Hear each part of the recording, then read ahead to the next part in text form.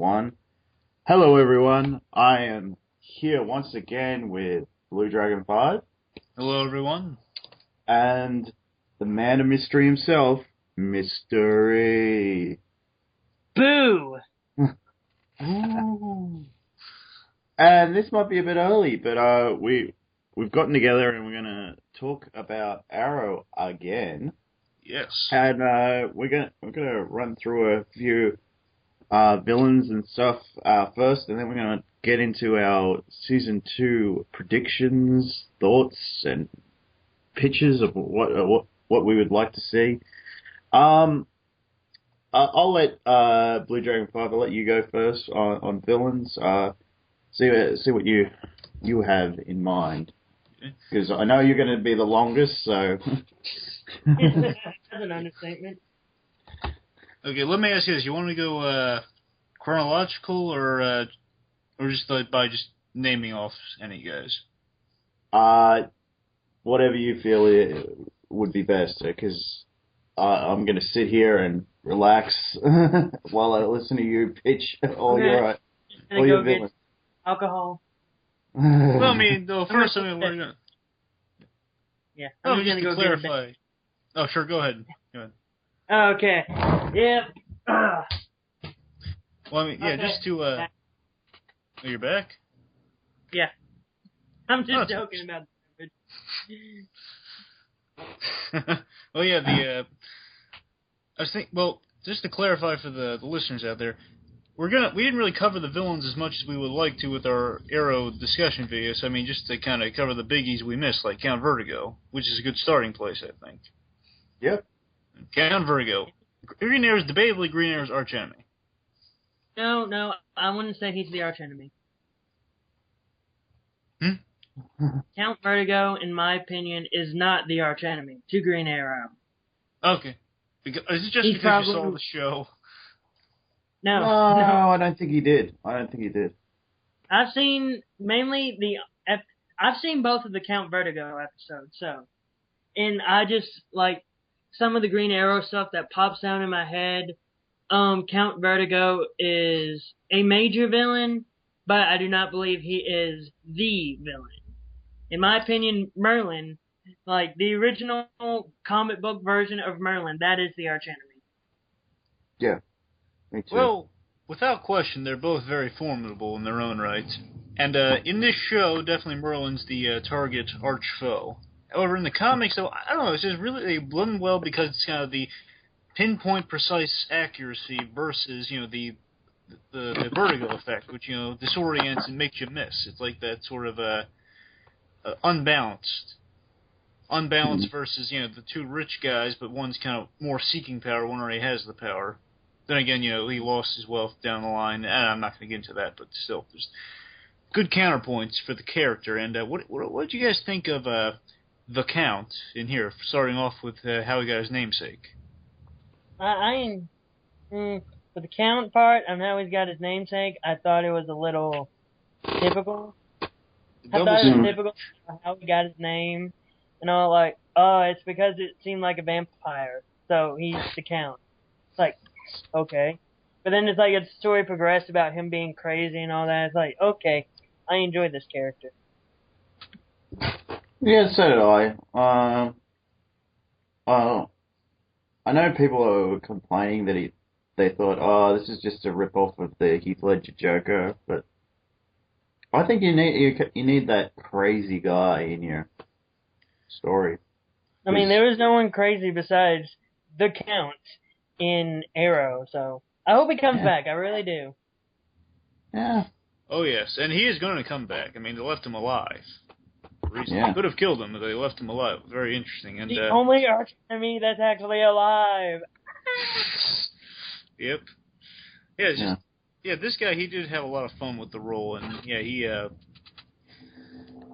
just had this again, this kind of Heath Ledger-ish quality in that he was more of a psychological foe in a way, in that there's that great scene in his introduction, his first scene where he basically infects the guy with the drug. He injects the guy with the drug, and then he leaves him a gun. And he does his great line in which he says, it'd be like there'll be like pain and chaos in your brain for a few days, or you can just end it all now. And I like just he knows that this guy's going to blow his brains out because otherwise he could probably shoot him with the gun. But then again, he probably can't aim. But either way, it's just really interesting.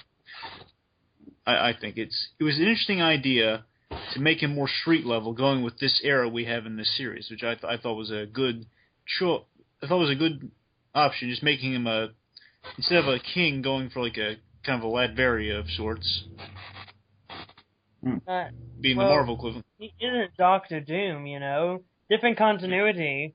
Different universe, actually. Yeah. Well, I mean, like in the comics, he's always being the Count Vertigo is always going after the throne. It's in Young Justice. It's in the Great Green Arrow Showcase short in the DC animated original films. Here's a question. Do you think he's going to, like, as the show progresses, do you believe he's going to actually take the monarch of Count Vertigo, or do you think he's always going to be known as Count? I think he's crazy enough that he'll say Count Vertigo, but either way, it's fun. But probably, I wouldn't put it past this guy to say Count Vertigo. Heck, I wouldn't put it past him to put on a cape. I think it'd be great if they put him in the cape. A cape with a dirty grape collar, very vampire. And you think he's actually gonna get like how he is in the comic and all? Instead of it like forever being a drug, that he's actually gonna get that eyepiece and then actually be able to mentally do the Vertigo stuff? Well, the reason I'm going to say no is it's because, again, it's really just that I don't know how far technologically we're progressing in this show, because we had an earthquake machine, which kind of opens the possibility of new technologies coming into play. And again, I will get this, I guess, later, but how my Black Canary theory and how, making it a piece of technology to do that, I wouldn't. I'm saying maybe we have a chance of the realm of technology advancing so we could have something like that. But he could probably make the progression, make it more disorienting visually than, chemically imbalanced. In a chemical imbalance, I guess. So either way, but also like another maybe progression before that would be like a gun that would shoot darts into people that would have the Vertigo drug on it, maybe. Yeah. Yeah. Then we get the eyepiece. Either way, just, yeah. Okay. So I like this guy. I'm glad. What do you think about him not being killed off in the second appearance? I liked it because it leaves the door open for him coming back, but as well as it did something for the Oliver's character as well. So it's showing that he's no longer becoming that murderous vigilante how he was originally being portrayed. He was actually turning into the hero that we know.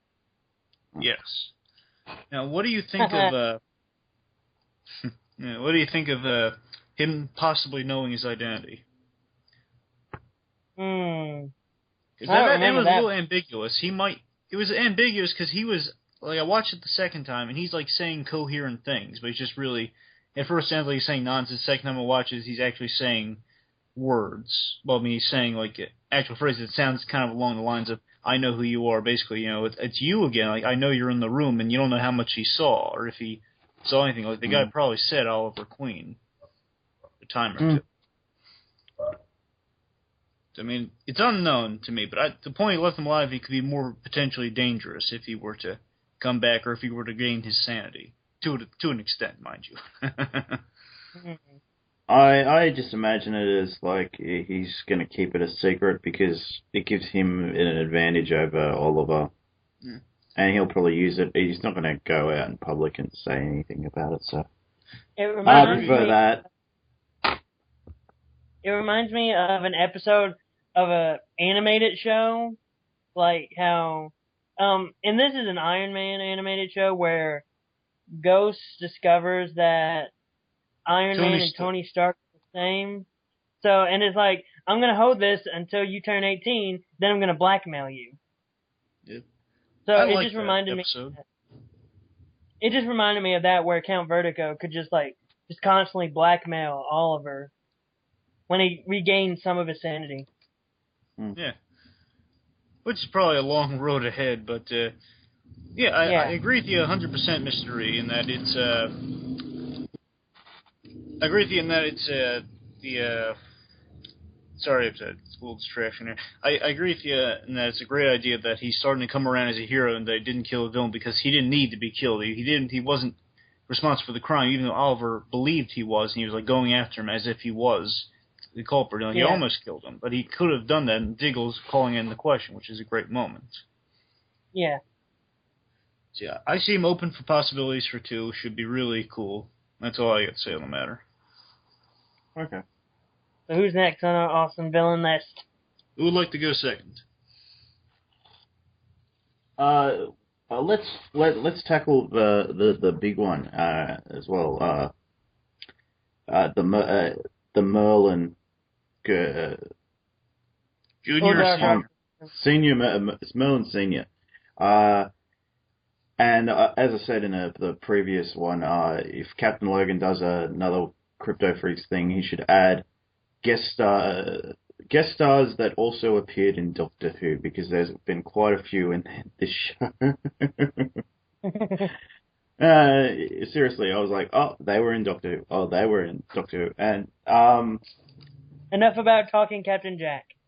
Yeah, Captain Jack. Yeah, so who plays Merlyn Senior, and I liked how they gradually peel away the onion all the way through this, because it was like, oh, first he was known as the smartly dressed man, and I'm like, okay. He's like, who is this? Yeah, it's like, who is this? And I'd started watching Arrow before I started watching Doctor Who, so I didn't recognize him at first, but now I do. And I was just like, I loved how we found out it was Tommy's dad as well. That was really a good reveal. And John Barrowman. Dad, Jeff Barrowman. Yeah. And I loved how we found out why he was doing all this, because one of the greatest motivations for things, I think, is always going to be love. But again, you wouldn't want to see that all the time with this. I wouldn't want them to revisit that motivation with someone else, another major villain, if they do have one next season. No, they probably won't. Yeah, and to get into that as well, I'd like next season for them to also have like another major overarching villain. So it's like Buffy the Vampire Slayer. So each season has its own villain, but you got all these little independent stories going along at the same time. But the overarching, we have one big bad each season. I'd like that. But yeah, I loved how we found out each little piece as we were going through, and I don't think we seeing the season as a whole now. I think everything progressed with that very well. We didn't need to know each little piece going forward. Mm-hmm. But yeah. So if anyone's else got something to say about Merlyn Senior, I'd love to hear it. Well, I just remember the 0 issue of Green Arrow and all in the New 52, and how when they had Merlyn in it and all, but it was Tommy Merlyn, which was practically saying, oh, when I first discovered that, I was like, oh, so they practically said right there, Tommy Merlyn's gonna be Merlyn and all that. He's gonna be the bad guy. And then when it revealed, like, nope, I was like, whoa, they shocked me. They changed it on me. And then, like, his overall story was so complex. They sort of made him a sympathetic villain and all that. Yeah. So that's what shocked me a little bit, because at times I was feeling sympathy for him. I really wanted to cry for him occasionally on some episodes, but other issues I just wanted to kill him. That's putting it bluntly. Yeah. Mm-hmm. So what about you, Bluedragonfive?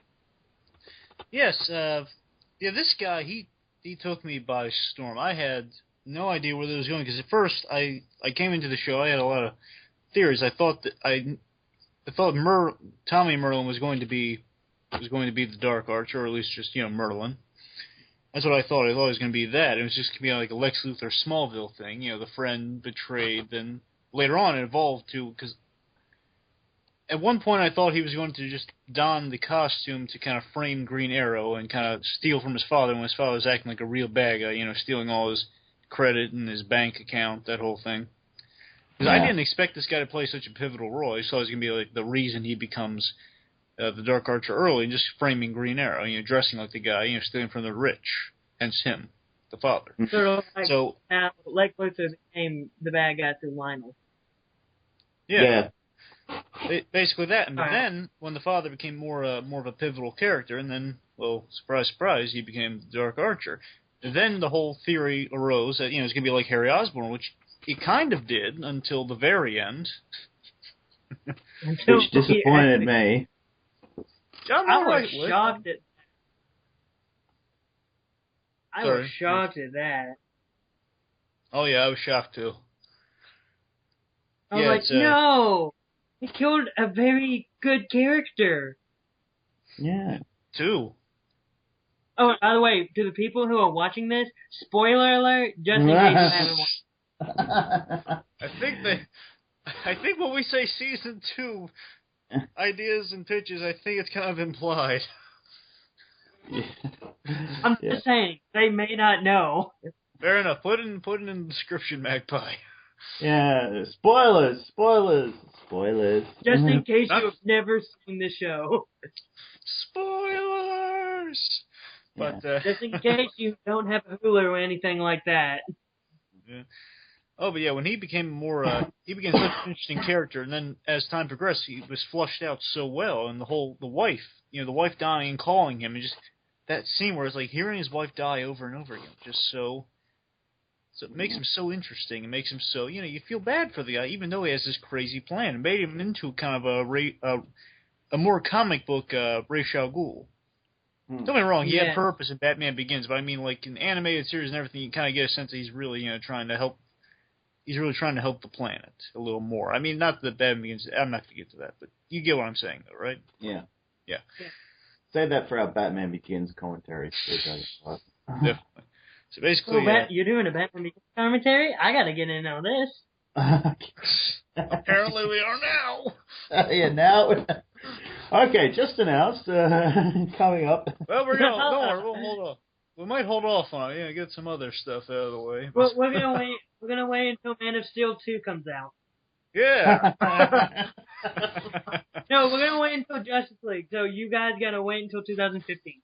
Or beyond. It's not coming out in 2015. Get off your high horse, Mr. E. Hey, I'm just saying, they've practically announced Man of Steel 2 for next year, so I don't know yet. Okay. Oh, We are so off topic now, so... Okay. Reeling it back, Let's walk this back. Let me finish with Merlyn. But yeah, you did feel for him in the play, and it did look a little bulky in the costume, but, it's fine. Question before I wrap up, what do you guys think about just calling him the Dark Archer instead of just Oliver knowing who he is and calling him Merlyn? It makes sense. Yeah, that made sense. Probably, like, if Malcolm is still alive, I don't know if he's alive or not, but if he still is, then probably in those future episodes, if he's still alive, I'm just saying, he'll probably go forth and just start calling him Merlyn and just start going through the more comic book phase of just calling him Merlyn. I wouldn't mind if they started calling Oliver the Green Archer. Or the Emerald... Well, there you go. Call him the Emerald Archer. Or, here's an idea. Green Arrow! No, not yet. We're not going to do what they did. Not yet? We're going to do what they did in Smallville. We're going to wait 10 seasons just to actually call him Superman. No, before that, we're going to call him a stupid name. Not like the good guy, though. We're going to call him an even dumber name. The Blur. Yeah. The Blur. No. Vertigo. We're gonna call him the Green Blur. Yeah. Guy who shoots pointy sticks. There's a new name for him. Yeah. No, we're gonna call him Robin Hood. Yeah. Okay. But the last thing I'm gonna say, one of my favorite versions of Merlyn, I think, was in that Green Arrow showcase short, where it's basically Malcolm McDowell. That was great. I enjoyed that. We'll get into theories on Merlyn later on, but I'll have to find that short. So it's my turn? Yeah, it's your turn. I've only got two other villains I really want to talk about, so... Let's talk about this popular villain that we will see in the upcoming Batman Arkham Origins. Deadshot! Hooray! Oh, God, yeah, this is the one I wasn't too fussed with, man, so... Go on though. He appeared in 2 episodes. One of them I did not see. The other one I did see. And when I saw him... No, wait, he appeared in more than 2 episodes. He appeared in 3. But I saw 2 episodes that he was in. In both of those episodes, I was very excited when I saw him. Because I believed that version was better than the Smallville version. That's all I gotta say on that note. Well, I didn't see that. I haven't seen the Smallville version. When did he come into Smallville? He came in season 10, I want to say. I thought it was 9 or something. Well, I'm having trouble getting through 9 as it is, so yeah. I've got the box set, and I'm having trouble getting through season 9. It's just sitting there collecting dust. Yeah, I only need up to the Christopher Reeve season. Right, I managed to get to 8. I managed to get to 8 because I was like, I was finally glad to see Lana Lang leave. So. Well, it's just that in Deadshot in Smallville, he looks like a cowboy. Oh, God. Yeah. Who just carries one gun, a revolver. Oh, okay. And he's able to hit Superman with a revolver from about a mile. Shoot me now. Deadshot, shoot him. I'm just saying, Smallville, in my opinion, is a good show, but some of those characters, they should not have changed. Some? But there was one remaining constant thing that he was in. He was in the Suicide Squad in Smallville. Yeah, I guess that's redeemable. Alright. But, that's redeemed. Yeah. I'm sorry, you want to go, Magpie, about a Deadshot? Well, I didn't like his introduction, but I think they made up for it afterward. Because it seemed like they were just bringing him in and they were going to kill him off, and I'm glad they didn't.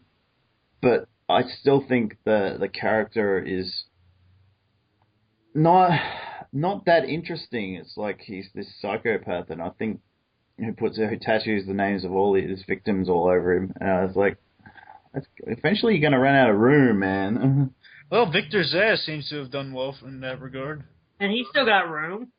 Yeah. But he just counts them off. But he's putting whole names on him, and I just think that's what they're going to do with him in the future. They're probably going to, since he's still alive, they're going to bring him back. There's no holding that back. They're bringing him back. So I just want to know what they're going to do with him in the future. Yeah, I think they're improving the character a bit, but I feel. And I still love. I feel they stuffed in. I like that Diggle's involved with him more. Like I don't see Oliver going after him too much, because he's just like, oh, this guy's come back. It's like, oh, okay, let's deal with him. Diggle's like this. He killed my brother, man. We got to go after him. Okay, I'll do this for you. No, I'm going to go save my girlfriend. F you, man. F you. You know, we didn't see in Batman Beyond. We didn't see Mr. Zsasz going crazy because he basically has no more room on his body. He's just basically he's all scar. Yeah. They're driving crazy because he can't read the tally marks anymore. It's just literally, he's like wearing bedding. 2000? I lost count. Yeah, I wonder whose name's got tattooed on his butt, though. Yeah. All right. Probably has his girlfriend read it to him. Who's that on my backside now? But I love Deadshot is always I didn't mind Deadshot's introduction in this. I thought it was interesting. Yeah, the tattooing thing was a new invention. I didn't mind it. I thought it was kind of neat. I like all the little nods, the little comic, the comic creators, and Andy Diggle. It was on there. Yeah, a lot of interesting stuff. And they had the arm guns, which always look kind of cool. True, he didn't use them as he should, but they were cool looking. You think they're gonna shave his head? What? You think they're gonna shave his head bald? That way he'll be able to put that mask on him, without the hair being in the way. Well, in the comics, he had hair and he put the mask on. Yes, but here's the thing: the comics are completely different from live action TV. Well, I mean, you can still. I mean, I've dressed up for Halloween. You can put on a Deadpool mask without any trouble. Yeah. Yeah, either I don't know, but either way, I don't know. So, I mean, I wouldn't mind it. It's a look. And you still have the mustache. Yeah. Well, maybe they give him the mustache. Twirling of the mustache. Two versions of Deadshot that always kind of stick out in my mind are the Justice League version, because that one's designed cool, and we do get to see him out of the costume for Unlimited, and Task Force S, which is really the Suicide Squad. And also in the Gotham Knights version of Deadshot, which basically that version was awesome. Yep. Yeah, I'm one of the few people that defends that film, but I'm not going to get into that right now. Yeah, you see the Deadshot with the kind of dressed like the 40s gangster. Again, he has the arm gun too. It's also I'm surprised Arrow didn't adapt some of that. They did. They have definitely the cybernetic eyepiece down, because we didn't see really much of that in the Justice League show. But either way, that's my main introduction to Deadshot, the character, and I've seen him in the comics a little. He's in Arkham City, and soon to be in Arkham Origins, which should be neat. Even though it's a shame he's not in the full costume, but the current Suicide Squad. Oh, that too, yes. Well, he has a thing going with Harley Quinn now. I don't like that. Like he's in the Suicide Squad? Oh, yeah, and that. But I don't care for it. Well, from what I know, Deadshot, he's kind of more the devil-may care, like I don't really have no reason to live, so I'm reckless. And that's kind of, at least that's what I get from Eric when he's talking about the Arrow discussion. If he doesn't care about his life anymore, he should just take one of his guns and shoot himself in the head. Well, no, I mean, the thing is that he's not going to just take... Wait, let me just put this clear. All the people who are watching this, if you don't care for your life, do not do that. I'm just saying, for his character, not you. Guns are his thing, people. Don't make it yours. Yeah. But yeah, I'm not approving this. Yeah. This Sari does not approve of suicide. That's the lesson today. But, yeah, Deadshot, I mean, he's the kind of guy who he has it in him, but he's still gonna, die good at his profession, if that makes any sense. I don't know, like, if he can still be the best shot there is, he's still gonna do it. Prove that, I'm still awesome, but if I die, I don't really care. I got nothing to live for, I got nothing to die for either, so I'm kind of in the middle. It doesn't really matter.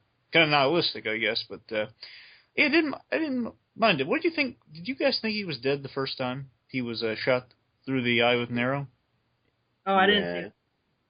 I did. Yeah. I thought, okay. I thought, wait, well, that's a waste. No, that's a waste of a character who could be cool in the future. Yeah, I didn't think they did him right, but and then boom! Not that I know Deadshot that well. It's just I thought, Yeah, that was a dicey move because, it's a big. They're starting to introduce more characters. Something small to flounder with, definitely. When they introduced some characters, usually went south. Actually, comic characters, not just random crypto freaks. Yeah. But I mean, like, Deadshot there, he killed a major Batman. Well, I mean, not major. He killed a very prominent. He got a really cool Batman villain who's also a DC villain as well. So they killed a known character. They killed a known character, and it has a following. Mm. And then I'm just glad they brought it back. I have to wonder, though, did they bring back, because I found this out during the finale when it was on TV, and they had a little commercial break saying that, they listened to the feedback for the show, and they took that into consideration when they were writing it.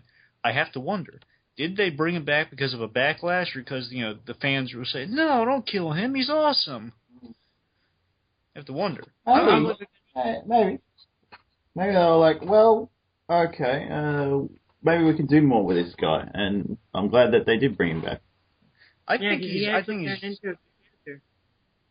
Yeah. Also, it's great that he's in Bloodhaven. There's that great scene. He's kind of missing an eye, or it's either scarred or he's missing the eye. You can only see with the eyepiece. I think it's both. Yeah. I think it's scarred, and that helps him with accuracy now. So, and I thought that was a good idea. You know, he wants to have that thing on his eye. It was a really neat touch when he was like, he's walking into that bar in Bloodhaven, he's like pouring a drink, but he misses. Mm-hmm. You know, the dead shot, the guy, the perfect shot, the one who he can pin a fly to a chair with a little olive dagger thing. Oh, there you go, referencing Gotham Knight. Yes, it was really cool. But I'm glad they brought him back, and yes, there is a lot to do with him, and, you know, he and Diggle still have an unresolved story. I'm going to be interested to see how that goes, even though it's a little hackneyed how he says he knows Diggle and didn't kill him when he basically had the chance to. It's not like anyone's going to hire him. Again, Captain Logan on air discussion, so I owe it to him, saying, yeah, I'm just going to wait around until I gotta get paid to kill you. Yeah, that's all I gotta get paid. Care about. Yeah, that I actually do like, because it's like, no one's paying me to kill you. No, it's a he good still line. has the code of it. Yeah, I mean, that's a good line, that's a good idea. The problem is kind of the logic of it all, that who would pay him to kill Diggle? Exactly. I guess it might be maybe someone reference that knows Oliver Queen is Green Arrow. I don't know, maybe, I think you're right, man, but maybe I'm looking too far into it. Maybe just the line itself was just awesome, I should leave it at that. Maybe for the consensus that should be. But then again, looking at it, you know, it's just kind of him saying, well, I kind of know you're involved with the hero, you're being involved in the world again, so I'm probably going to have to kill you, you know, if you get involved in me again, otherwise you're too little for me to even care. I guess that might be. Yeah, that's more of the dig, I think. It's too little for him to care about. So take it for what you will. All right. Yeah, that's all you have to say on Deadshot for this. Do you want to go again? Because I've only got one other one I really want to mention, but that. Yeah, I got a few. Who wants to go again? It's Bluedragonfive's go again, because you just mentioned Deadshot. All right. I'm going to save. I'm not going to take yours, Mr. E, because I know what yours is. I'm going to. What? Well, yours is going to be Deathstroke, isn't it? Yes! You read my mind! You read my flip mind! I'm going to take the Royal Flush Gang, because I think they're a little underrated. Really? Oh, yeah. I mean, in this. Yeah. Here's the thing. I was when I watched the Era discussions on this one, and also plug for the Era discussion show. It's good. Yeah, just plug other people's shows while they're on here. It's not like no one else has ever done that. Yeah. Sid Pike too did. On an episode of Giggy Gentleman. I mean, come on now. But we need to get reference people. We need to get people to reference us. Yeah. We do the Frank Miller's Evil Hat. We gotta get references to that. But Doomsman. We love Doomsman. Oh yeah. Watch his show. You know, we love even better Doomsman with Frank Miller's Evil Hat. Hint. Yeah. Getting back to the people that don the playing cards. Yeah. Yeah, Royal Flush Gang. My first introduction to Royal Flush Gang was was Batman Beyond, and then see him in Justice League. Yep. And then they've been a little more prevalent, basically because of that Justice League episode, Wild Cards. You know, they've been in some of the animated films. Yeah, and that was great. Doom. The Justice League. Yeah, I always thought it was a really great. I'm sorry, what was it? That Justice League episode with them in it, that was amazing, just because of Ace. Oh yeah, definitely, and Joker was good too. Yeah. But yeah, the thing that really appealed to me about the Royal Flush Gang in this show was that it was it's something so simple, but it really I dug it. Really, I really did. It was when it's when they had bank. Yeah. Yes. So simple. It's just that we're in like the sort of hockey mask things with the little playing card emblems. That's the way you do the Royal Flush Gang in real life. It's kind of like a Nolanized version of them, just bank robbers that don the mask with playing cards on them, and they steal, to become rich. I think that's just a really... Yeah, my thought on it is, I I've seen I've watched a few comic book type shows like Justice League and Batman the Animated Series, and I've seen the Royal Flush Gang done various ways. So I thought, oh, okay, this is just another way of doing the Royal Flush Gang. I was disappointed that most of them ended up dead or in prison or whatever, and I was like, bringing them back in another way would have been cool. Like, they're teched up for season 2. Which characters of the Royal Flush Game died? Because then I could have a theory. I could create a theory in my head. Well, King died. Yeah, King died. King? I don't think anyone else died, though, to be honest with you. I just know King died. Isn't Jack alive? Yeah, I think Jack's alive. I think the King's the only one that died, really. I think that, unless maybe one of the females died.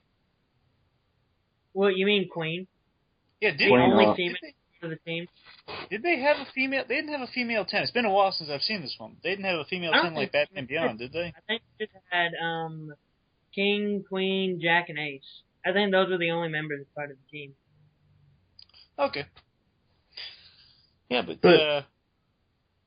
yeah, or a teched up version of them could kind of work. But what was your theory, Mr. Well, my theory is that if like King, Ace, and Queen were dead, and all, if those were the ones that died, and Jack was still alive, because wasn't Jack like the son of King and all? Yeah. Yeah. So it could be like just bring them back, but have Jack promote himself to King, have like a girlfriend to call Queen and all, and then it's like a lot of like other friends of his have like this big bulked up guy be Ace, have like his best friend be Jack, and then it's like have another friend who's a female be 10. That'd be good. It's like make one of the people from the original Royal Flush Gang be like King. And I agree. I think both of your ideas should be worked too. Have them be more teched up. Yeah. Yeah, and also it'd be kind of nice. It'd be a nice throwaway line if said, they got it from Ted Gainer's Blackhawk Company. Some of the gear, maybe. Yeah. Cool. I'm saying, yeah, that's an idea. Also, I love the scene. Two things before I kind of end with the Flush Gang. I love that scene where Oliver he goes to he approaches him again. It's a real superhero. It's a real genuine hero thing to do. He's giving him a second chance, and also at the same time he knows just as a backup plan he places the tracer on him, which again that's kind of a Batman move I love right there. Yeah. So there's that, and also I like the underlying thing that Oliver he kind of sees that. Well, basically the same point. It's basically Oliver sees his family's wronged them and he wants to make it up to them. Yeah. And again, it's kind of sad when he dies at the end of it. Because, Oliver gave this guy a second chance. Even though he didn't take it, he still feels bad that he had to die. Oh. Yeah, so, I mean, that's really all I got to say, unless you guys got anything else about the Flush Gang in this. Not that much. Okay. Really cool designs. Really good down-to-earth stuff. Okay. Seeing as I know what Mr. E's one's going to be, and I'm curious which one he's actually going to be referring to. I know which one. Actually, you don't. I'm going to go as because this will segue. This will be a good segue to Mr. E's one. Is Arthur Fyers, isn't it, on the island? Fyers, that's it. Arthur Fyers, or whatever his name is, Fyers from the island. I actually kind of liked him as like the guy that's always in control, and he's like I actually really liked him after the break. Like whenever they came back to him after the break, I really thought that they really brought up the writing, and especially with all the island stuff. Blow himself up to reference because he always likes that's the only stuff he ever seemed to like is the island stuff. But yeah, I really thought that this came he really they stepped up his character all the way through, and I actually thought it was a good idea to kill him at the end because he had peaked by that point, and what was he going to do? He's going to go away and come back with more guys, and ridiculous. It was obvious that guy was going to die. Yeah, and I'm Well, here's curious. the thing. In the comics, he's actually a good guy. Really? Elaborate, Mr. Yeah, he's a Reed. good guy. He's part of the CIA. His debut was like Longbow Hunters, which is Shadow's debut as well. Yeah. Mm. Well, we all know the only thing we know is he was working for someone with a great set of legs. Oh, I'm yeah. I have a theory on that one. I have a theory. We would discuss that in season 2. Yeah, yeah. I'm gonna separate both these videos, guys. Like this will be the villain discussion, and we'll do another one after because we're already 40 minutes into recording. So. Oh, yeah, that is a good point. Okay. Well, yeah, about the Fyers. Yeah, the show had that effect where it can take new spins on comic characters from Green Arrow that are really not all that well known. I'm sure Green Arrow is following, but I don't think the general consensus really knows much about Green Arrow, and they had that liberty.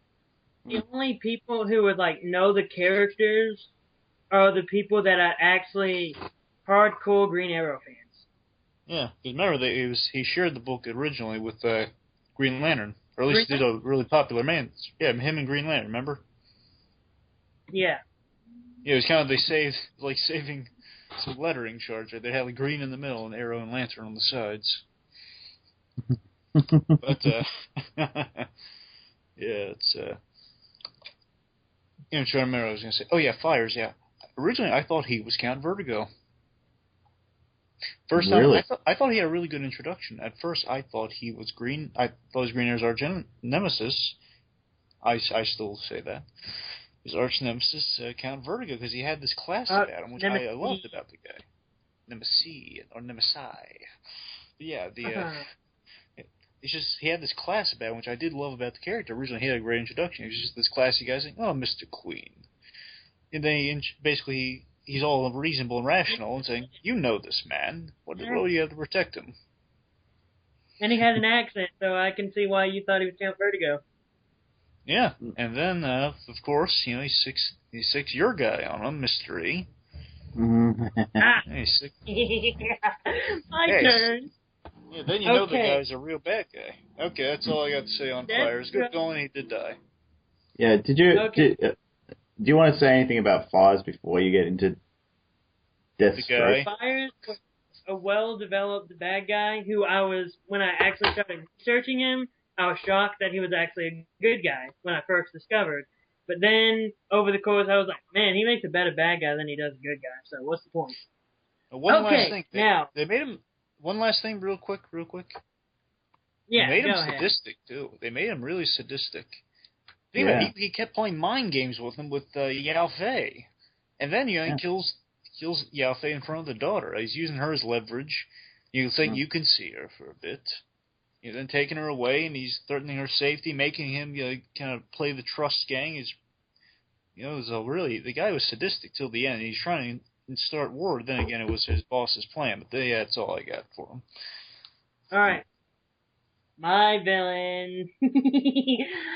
I am going to be talking about. I suggest we talk about both Deathstrokes, the Billy Wintergreen and Slade Wilson, who I'm betting you either in season 2 or a future season, he's going to become the main villain. I'm telling you, eventually in one of the future seasons, he's going to be the main villain in one of those seasons. That's one of my theories too. I'm kind of on the same page, Mr. Real. That is the biggest theory in my mind. I wouldn't want to say it too soon.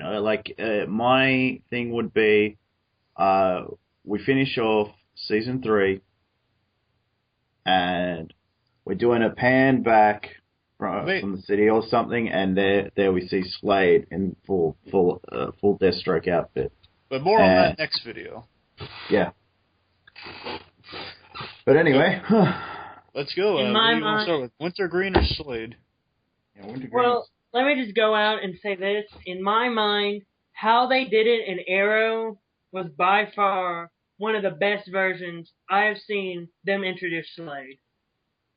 Because you just think like this. Once you see the first Deathstroke, you automatically think, oh, that's Slade. That's the main bad. That's Slade. That's the bad guy. And then they come up and say, wait, that's not Slade. This is Slade. That was actually the person. The other Deathstroke is actually the butler. And it's like, what? Mind blown. The butler did it. Exactly. And I I still know why have the Magpie theory. likes him. Yeah. That Wintergreen is dead. He is dead. That's still my thing. He's dead. Yeah. Me Because too. that knife went pretty far. That was a big knife, and it went in pretty far, so... That wasn't a knife. This is a knife!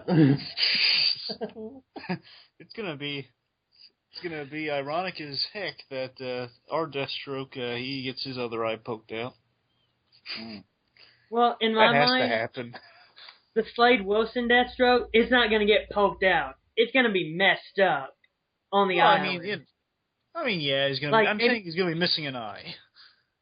Like, in my mind, I think it's going to be like flying sparks, something blows up, and then it's like that eye gets messed up, so it's like, oh, my eye is messed up. I can't use this eye anymore. Eye patch. Look, I'm actually Slade from the comics now. Let me put on a mask. Let me fix it up. Now my mask is like from the comic. Look, I am Deathstroke from the comics now. He'll be able to carpool with Nick Fury. What? He'll What? be able to carpool with Nick Fury. Yes! Yes! It's like Nick Fury's got his left eye messed up. Deathstroke has his right eye messed up. It's like, hey Nick, how's my left side? It looks pretty good. How about the right side? Wait, Nick, how's my right side? Pretty good. How about your left? Pretty good. Okay, let's go. In Avengers, he says, I lost my one good eye. In reference to Coulson, we have his new Coulson, Slade! or, what we do have is that scene where Tony Stark's looking around. How does he see all these? He turns. Not anymore, because by his side, Slade! They're the best pair in the world. See, look, They're I'm like a couple. Only the even. person who played Slade in Arrow, I've seen him in Spartacus now, and I'm just saying this. That was the perfect casting. By far, the perfect casting. Because I saw him in Spartacus, and I saw how violent and, like literally how violent he is, and I'm just like this. I can't wait until we see that in Arrow. I really can't. Oh, by the So way, that's all I have to say about Deathstroke. Who's next? Well, before Magpie gets into Deathstroke, let me say this. I'd like to apologize to all our eye-patched viewers, at least halfway apologize. Or viewers out there, or half viewers. I'm kidding, seriously, though, man, it's just all fun. We have Nick Fury jokes. Anyway, I'm sorry, Magpie, go ahead. About Deathstroke. Yeah, I didn't know much about Deathstroke when I started watching the show. You knew he was in Teen Titans, and that was it. Yeah, because I did some research on him afterwards, and I didn't realize that there was this whole wintergreen type thing, and I was like, oh, that's interesting. And yeah, it was it's really refreshing seeing characters that we haven't seen before in this show. Like, they don't just have to be Batman villains or Arrow's typical villains or something. It's really good that we get to see these other ones. Like, I hadn't seen Deadshot before this show. I'd heard about him, but I knew the very basic thing, like, oh, he's the guy with the gun, and this guy, I didn't even know he used swords or knives.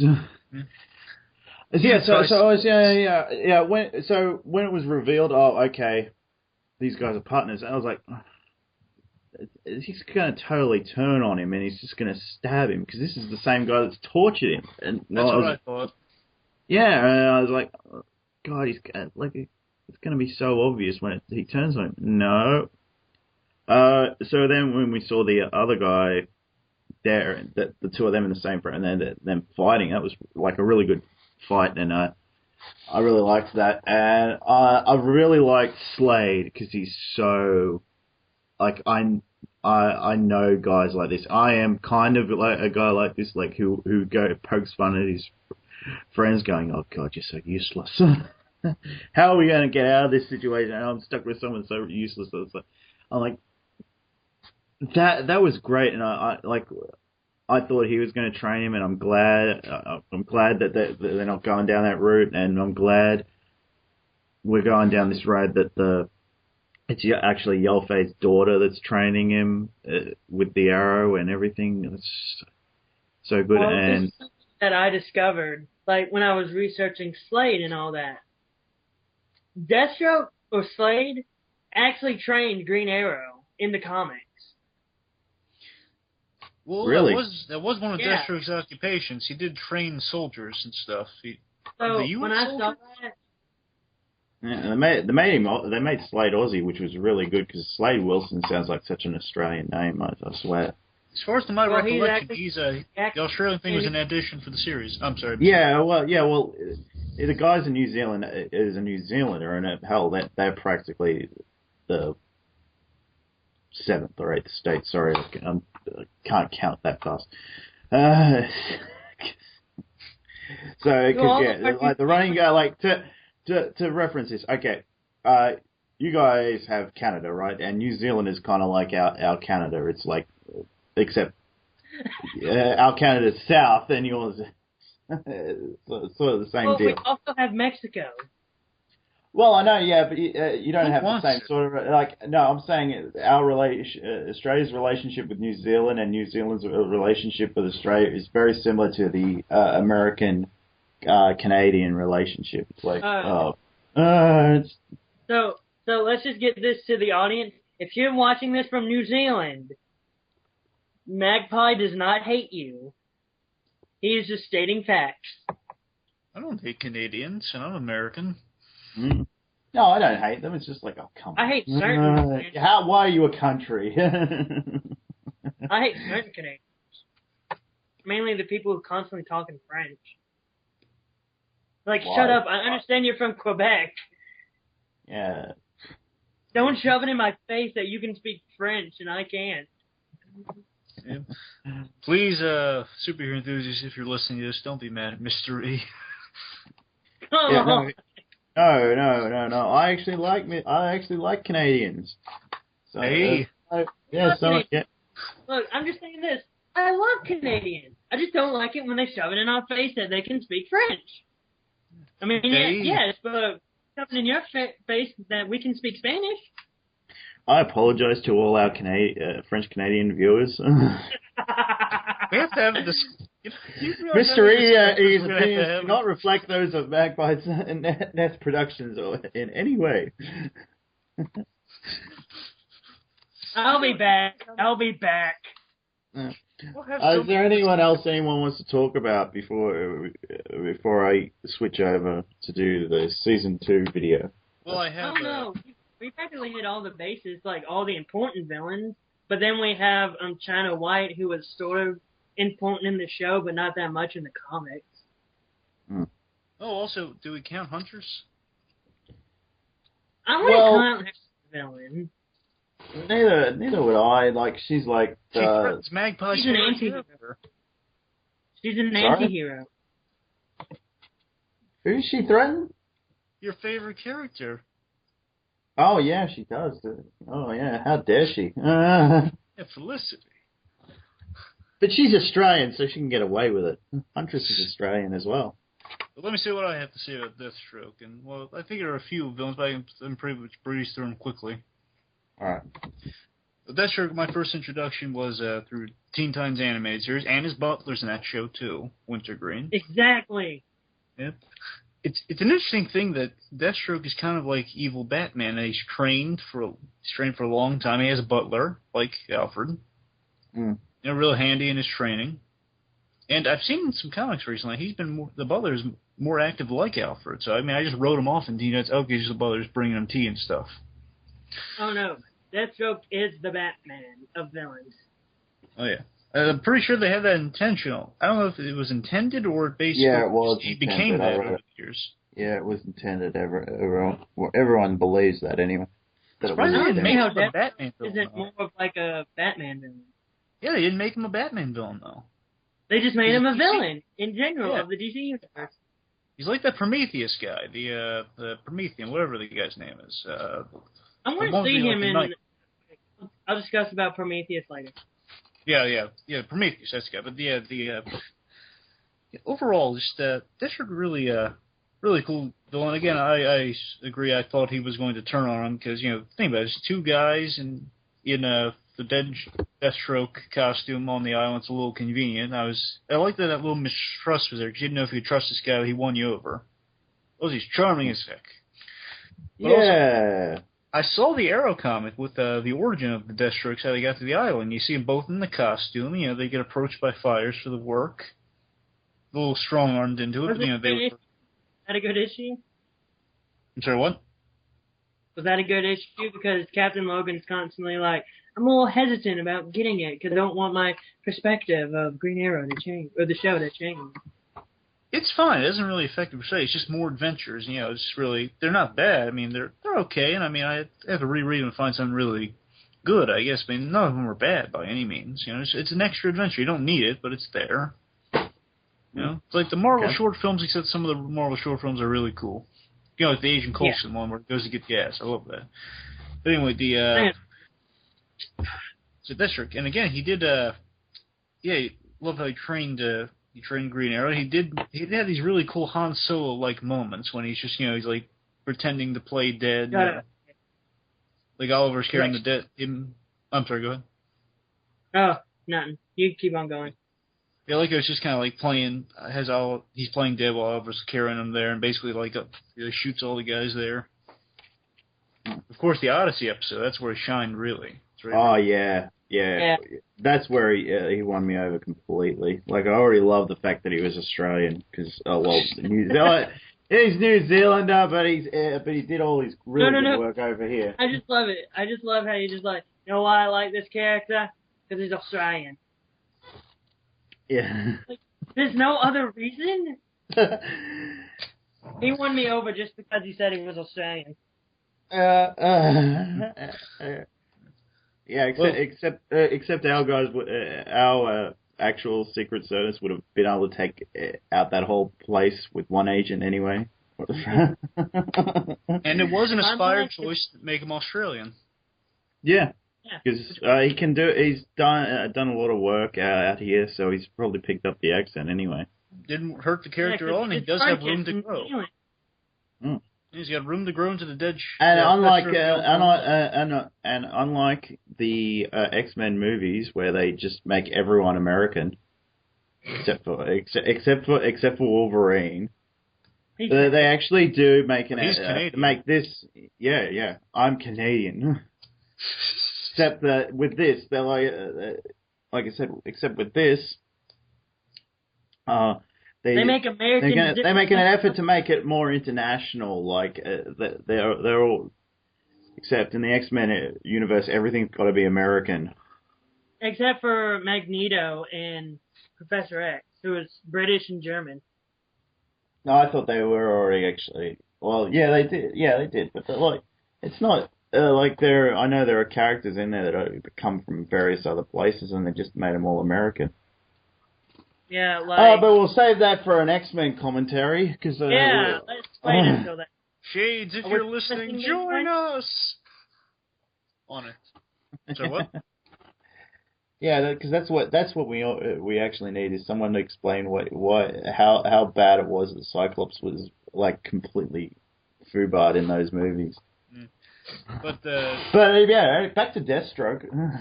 Back to DC universe. Yeah. It was an inspired choice. Didn't hurt the character at all, and he still has room to grow into the Deathstroke we all know and love. He has a chance to lose the eye, and, we don't know for sure if he dies or not. So, again, that's more talk for Season 2 ideas. But that's all you have to say on Deathstroke. Want to hit some smaller time bad guys I got in front of me right now? Yeah, sure, right. There's, Firefly. Oh, Firefly. Yes. How did we forget him? No, he would have been a great character to bring back. But I thought the way the story was going, it was the right thing to do to kill him off at the end. I think he worked really well as a one-shot, but yeah, they could have brought him back, but for what they do with him, I thought they did a great job. It was real interesting, and again, he saw that heroic moment of Oliver saying, I can help you, and then he says, there's no helping me. He kills himself. And that was a really powerful scene at the end. Smarty dead. Yes. There's China White. He doesn't really do anything. Well, Hey, I'm being played by Kelly Hu. Who's now over in Warehouse 13, guys. And she's attractive, and she was in X2 as Lady Deathstroke, and another death, by the way, in the name. And she voiced Black Mass Assistant in Under the Red Hood. Yeah.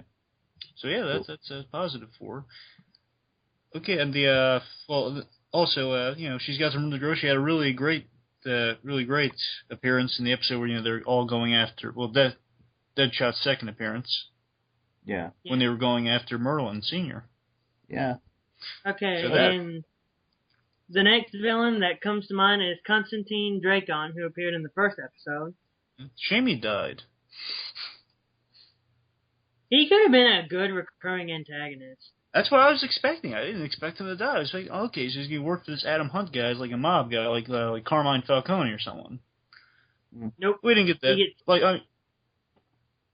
Sorry? Nope, he gets killed off. You can't expect nothing to happen.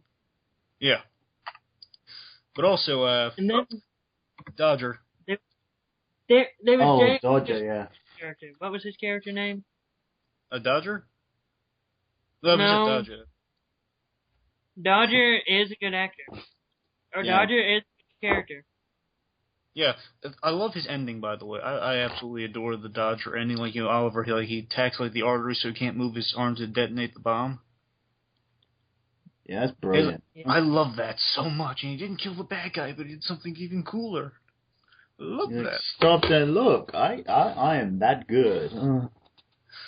Oh, yeah. Also, that's something I see the real Green Arrow doing as well, if someone ever were ever to do that. Like I mean, like the comic book Green Arrow, not like the real Green Arrow. What do you guys think of the Savior? The Savior? The guy on the subway. What villain was he like? Oh, he reminded me of a villain. He reminded me of another villain. But also. He killed the bad corporate. He was basically doing Oliver's mission. It was an interesting premise for him. Yeah. I know, but he just reminded me of another villain. Yeah, well, something like that. Well, like a villain who says he's trying to do good, but he's not. He's not really doing good. Yeah, that one. That type of villain is. I can't remember. It's a general good consensus of an idea, but it's just that I just can't think of the villain specifically. Yeah, but yeah. Remember Guillermo Varela? I think it's like brutality in the. That only appears in one little scene. Yeah, like the almost Bane, the guy that died instantly. Well, remember, he actually got into a nice knife fight with Green Arrow, but then he just basically died. So. And then he got shot. Then he got shot and heard about it. He got shot by Catwoman.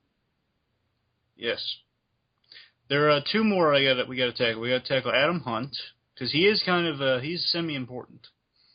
Yeah, he shows up, he gets robbed, and then he comes back, and then he gets shot by Merlyn Sr. But what was a nice touch about him with his death? What? It was on the episode at Year's End. The whole it was a Christmas time. It was right before the break. Yeah, that was the first really great episode. Not to say that there wasn't good episodes before that, but that was the first really great one. And after that, everything sort of went up, just kept going up and up and up. And it seemed like that episode led into this really great stuff. Oh, okay, now we can really play in this universe, which is what I like. I remember it had the most Nolan references in that one. Yeah, I don't care about that. Look, it's just. I'm just saying they're really noticeable in this one. He literally says, Diggle, help me. Yeah, I know. I always thought, okay, I think it was. Now thinking back on it, it's kind of okay, that we were gonna go that way, but now we're sort of going more comic book way, and I really like that idea. What it did was it literally referenced from each Nolan film. That was the thing. It referenced a scene for at least 2 scenes from each Nolan film and that. But the reason I bring that up is because it's really neat in that the first villain we got, Adam Hunt, and he's, Arrow kept him alive, so we see that he's not instantly killing him off. He's giving him a chance, to donate the money, or he's basically just going to steal the money and give it to the poor. Again, kind of Robin Hoodish, but still. But at the end, he's... I'm sorry, what was that, Mystery? Oh, no, you keep on going. I was about to go to a different villain. Oh, yeah, the thing that's so interesting is it's a nice touch is that he's killed by his arch enemy in the series, the Dark Archer, the one that he left alive. He's killed by him at the end of the year, so it's like a good kind of a bookend for it's technically, it feels like the first season, but it's it's the break, but it's kind of like a nice full circle thing almost, like a half circle, I guess. But you know what I mean? Yeah, I know what you mean. You were saying, Mystery, for your villain? I can't remember the character's name. I remember who he was played. No, I remember who he was played by. He was played by J. Argus Richards. And he was someone that no one knew his real name. He was the character that was Vance? What? I thought we were talking about Cyrus Vance. No. This guy was supposed to be the onomatopoeia of the season. But they decided to take that out, and they used this character. You usually know who I'm talking about, Bluedragonfive. Oh, is he the subway guy you're talking about? No. Is he supposed to be the savior? This guy was the one that killed the 2 family members, and the kid was still alive. Oh, him! Oh, yeah. Oh, yeah. Isn't he from Firefly or something? No, he's from Angel. Angel, yeah, that guy. He plays Gunn in Angel, and I just remember telling my mum, man, Gunn's gone nuts. He was really good, and it's kind of a shame he died, but I think the only way out. Oh, J. August Richards. Yeah, that's the guy. Yeah, that's what I didn't recognize the name, but the name was in my head, but I was picturing someone else. And I thought he was really good. He was one of the last, for the first season anyway, one of the last really great. He was a really great one shot. And it would have been even cooler if he was onomatopoeia, but it's still what they did with him was neat. At first in the promo, I thought he was like the cop that. He works on the force with Lance, the one that said, you're basically kind of you're suspended. Oh, okay. Remember at the end, was he suspended or fired? Lance was suspended. Yeah, suspended. That guy, originally I thought he turned corrupt in there because I saw a brief glimpse of him in the promo. Because he held a police badge up, which I thought was a great method to get inside, by the way. Yeah, except it didn't really work. True, but still it was cool in the promo. Yeah. Yeah, but that Hitman guy was cool, and it would be even cooler if he was on onomatopoeia or something. But again, let's hope for season 2. But the last one I got to mention, unless you guys got any more, Cyrus Vane. I was just gonna give a reference, hey boys and girls, he's gonna be in Marvel Agents of S.H.I.E.L.D. He's gonna be in the pilot episode. Watch Agents of S.H.I.E.L.D. That's all I was gonna say. Okay. Well, let me my last one here. Cyrus Vance, he was the villain in Betrayal. Remember the one where it's the episode in which the Lance has the sting operation for Green Arrow, and basically they rescue Laurel at the place of the. Oh yeah, he was a guy. Yeah. He was a good one shot, and I think he was a little wasted though, because I really liked him. No, he could return later, but character going anywhere. Well, here's the thing. I think it was good. He was a good one shot. I don't remember thinking, it's a shame he's dead. Thing is, I think he was a little too good because he did this thing something that I think Clock King should do if they do a sequel. I mean, not a sequel if they do. Oh, they're gonna make a sequel to Arrow. Yeah, it's called Season 2. Yeah, it's a stupid way of phrasing it, but I mean if they do bring Clock King, he does something I really always envisioned Clock King doing if they did bring him into the series, in which he says, he counted off the arrows, which is a really great thing. I love that, but it's a little too smart for this guy. It should be saved for someone like Clock King. No, Clock King would go. It would take him this long to get to here. Well, he's still going to study the footage and know how many arrows he has in addition. Yeah, he would still do that, and it would take him this long to come to this point. And he would always be like, my theory is he'd be always one step ahead of him until Arrow does something unpredictable. But yeah, that's for season 2. Unless there's. Oh, is it? I think we're good with the Sorry, that is the last time. I was just going to wrap up with him. Real quick, that's a great idea for a villain. Just have a count off the arrows. Just really well preparedness. Again, I hope we see a clocking. I'm sorry, Mac, but I'm out. That's all I got to say. Yeah, I was just going to say, unless there's anything else you guys got to say before we go to the next video, which I'm fine. We practically hit all the major villains that are important. Yeah. Well, there's Martin Summers, but I don't really care.